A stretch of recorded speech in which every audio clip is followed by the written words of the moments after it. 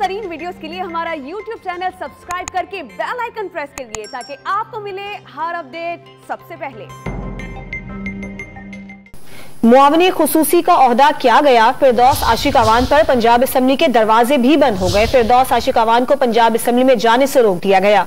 इसी पर अपडेट देंगे डॉन न्यूज के नुमाइंदे अदनान शेख से। अदनान, बताइएगा इस पर इनका कोई मौकिफ सामने आया है फिरदौस आशिक अवान का?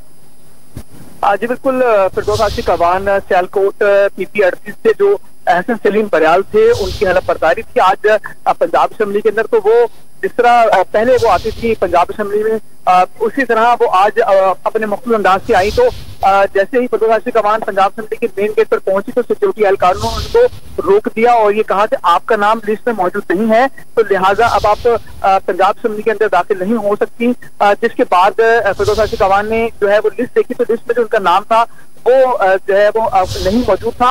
जब जहाँ हमारी बात हुई पंजाब असम्बली के सेक्रेटेरिएट से, तो उनका ये कहना था कि उनका नाम जो है वो था, लेकिन उसे बाद में जो है रिमूव कर दिया गया। इसके बाद जो है उन्होंने गैर की सहाफियों से उनका ये कहना था कि जिन्होंने भी मेरा नाम निकाला है वो उसको उस हवाले से वो जो है वो तहकीकात करवाएंगे। और इसके अलावा उनका ये कहना था कि वो पंजाब असम्बली की मेंबर नहीं है, लिहाजा उनको जो रोका गया है उस हवाले से वो बात करेंगी वज़ीर-ए-आज़म इमरान खान से। और इस हवाले से जो है उसका ये कहना था कि वो अब से कुछ देर के बाद एहसन सलीम बरियाल और वो खुद जो है अब कुछ देर के बाद मीडिया से बात भी करेंगी।